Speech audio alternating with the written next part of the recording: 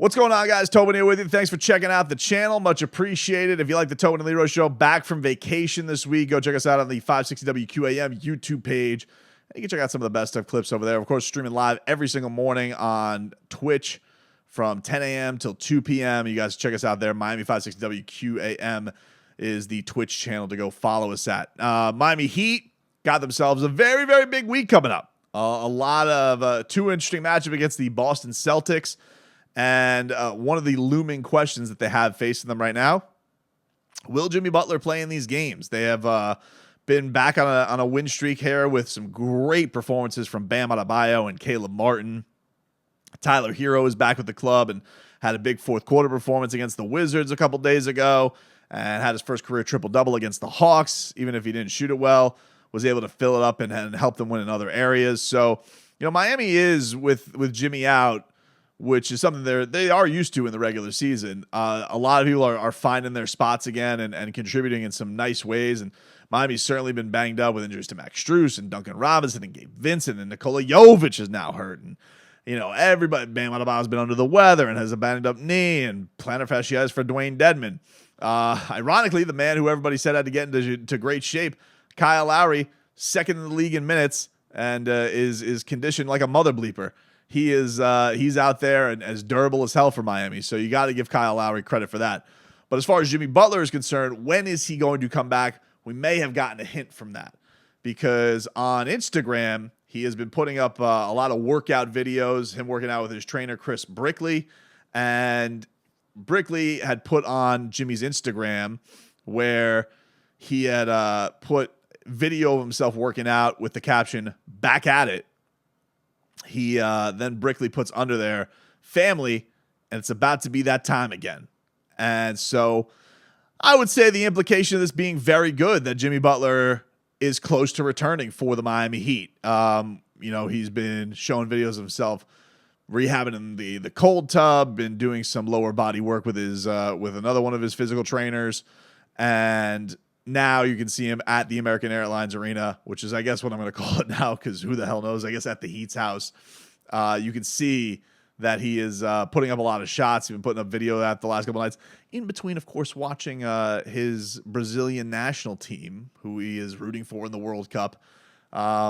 He has been showing that. So very, very encouraging. I would love to see Jimmy Butler get back for these Boston Celtics games. I was mentioning this in the last video, how one of the things that I don't like about this baseball scheduling, which I get the idea of wanting to save some tread on the tires and not have to travel as much, get these games out of the way.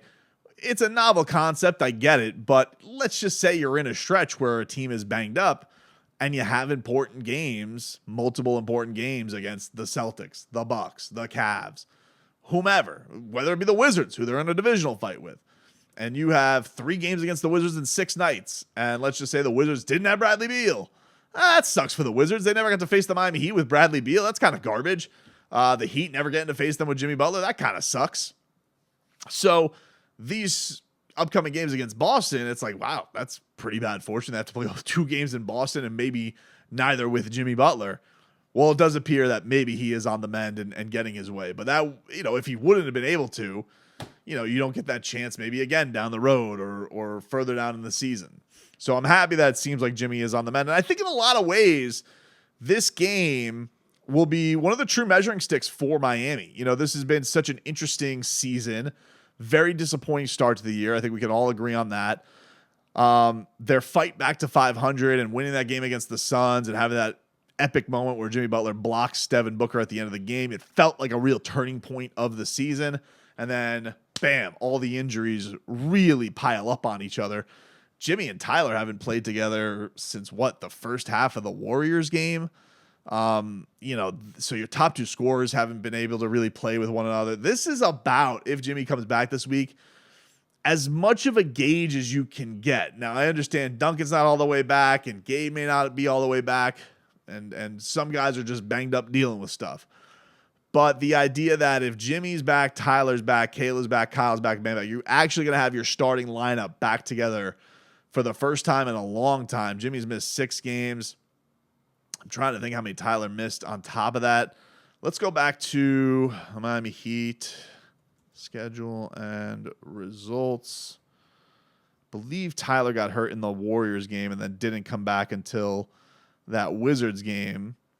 And so that would put Miami, we're talking 1, 2, 3, 4, 5, 6, 7, 8, 9, 10, 11, 12, 13 games since Jimmy Butler and Tyler Hero have shared any time on the court together. That's pretty crazy, And then, nobody wants to make excuses for a team, but they were 2-4 at that time. So since 6 games into the season, the Heat have not had last year's top 2 scorers together on the floor. That's pretty crazy. And look, positive stuff has come out of it with Bam Adebayo really taking the team on his back, showing this aggressive mentality, showing his offensive versatility. We know that he has a great connection with Tyler Hero as it is. But look, you want that unit together. As much scrutiny as people took of it, Caleb Martin's played outstanding. Bam's looked great. Kyle Lowry's, I think, really, after the early criticism he's taken, I think that he's looked pretty marvelous for Miami. I would say Tyler is still not, you've still not gotten anywhere close to what A+ Tyler Hero can look like, especially with this lineup. And Jimmy Butler hasn't been healthy the last half dozen games. So it's been a really tough thing. Like, I don't mean to just like put the Heat on an incomplete grade, but I don't understand how you can have a good feel for what this team is when they haven't been whole. And so if they get Jimmy back for these Boston games, Boston obviously is on a tear, one of the best teams in the NBA. They don't look like they missed a beat. They look like an absolute juggernaut right now. Getting your starting lineup back for these matchups would, I think, would be huge in a lot of ways. And if Miami doesn't look good, we could always knock it to rust and they're not all the way together and these guys aren't all the way back. But I still think that to get some kind of a barometer would be nice, to get some kind of a feel of what this Heat team is with their starting lineup and some semblance of the bench, even though it's not all the way perfect and maybe there'll be some moves. This would be the first piece of normal they've had in a very, very long time in what's been a pretty tumultuous 2 weeks here with the Miami Heat team. And also, look, you're trying to claw your way back to 500. You've gotten yourself within striking distance, and Boston right now, you find yourself after this game, you could even your record, get to 500. You could go over 500 if you take both of these games. Memphis is always a fun matchup too. So getting Jimmy Butler back would be a really, really nice boost. And to see that on Instagram from his trainers say that it's about to be that time again, very, very encouraging. Couple more things with Jimmy. Also, I think his Li Ning shoe is now available, his signature shoe. I will say with Li Ning's, I own a few of them. I got one pair, this like Miami Vice pair, UD, that I was able to get off of Amazon. So I got it in like 2 days. I did order one pair of these Haslam shoes from China. What a pain in the ass. I mean, it took forever to get here. And now I'm seeing like some of the prices. I don't even know if I'm on the right Li Ning site. One site I was on, his shoes were going for like $300. I'm like, I can't bring myself to buy Jimmy Butler shoes for $300. Maybe when we get, maybe when I don't know that it has to take halfway around the world to get here and the price is a little bit more reasonable, I'll dig in. But I will say, I think that they look pretty fine. I'm not a shoe head, but I think that with you can't go wrong with Miami Vice colors. Let's be honest. They look pretty sweet. I know people like to blame his ankle injuries on him. That's just rat bastardry. I don't like that. Don't do that. But I thought they looked pretty sweet. So shout out to him for getting his own signature shoe. The Heat also did a really cool thing for Udonis Haslem, where they had changed the entrance into the locker room to basically a Haslem collage. It's Udonis Haslem's final season with the team, his 20th and final season with the Miami Heat. And, they have the words as you walk in. It says, forged in fire between a hammer and an anvil, which goes to Spo's old quote, which I don't know if he stole it or made it up or whatever. But character isn't made of a bed of roses and sunshine. Like steel, it's forged in fire between a hammer and an anvil. So part of that quote's up there. And now it's a bunch of Udonis Haslem. But I haven't seen it in person yet. I haven't been boots on the ground. I was in Tennessee.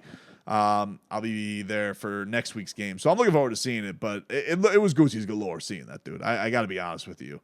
So really, really enjoyed that. And then the other piece of news, this is always going to be a thing humming around the teat, is that according to Sam Amico, do with it what you will, the Miami Heat are reportedly a serious suitor for Jae Crowder and are exploring multiple team trades to acquire him.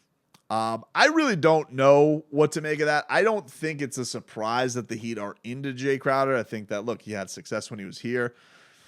I also think that they got to be pretty pleased with what they're getting from Caleb Martin, and I would never, ever panic to go make this move. I do agree that the Heat need to add some bulk at some point, especially you look at, some of the maulers up top with Milwaukee and Cleveland and how big they are, and quite frankly, Boston when they get Robert Williams back, if they get Robert Williams back, to any kind of type of beast that he was in the playoffs last year. I do agree that they need to add some kind of bulk, but man, Caleb Martin's you got to give it up for Caleb Martin. He has been super impressive, and I think has answered the bell in a lot of ways for this Heat team. And I do think that, look, if their biggest move is Jae Crowder, I don't know. I don't know if that's going to be enough of the splash that people think it's going to be to get you where to go. But that being said, the teams that Jae Crowder has played on lately have had a lot of success. And, Jimmy thinks the world of him. I think that he brings a lot of those Heat culture elements. I think that, I'm sure that he was hoping that back in the day when he went to the Suns that the Heat would have just ponied up at that point and he would have been here. So I don't expect the Jae Crowder rumors to go anywhere, but I don't know how close or serious to take them either, because I think it's just such an obvious fit. You feel like it's always Karan was like this. Karan Butler felt like was in Heat rumors like every year after, of course, like after, but when he was like on his veteran, kind of tour at the end of his career, it was like in Sacramento and OKC. Always felt like Karan Butler was going to come home to the Miami Heat. It's like Jae Crowder kind of feels a little bit like that too. So we'll see. But according to some reports, there's still some Jae Crowder noise out there. But hopefully the biggest noise they get is getting Jimmy Butler back this week.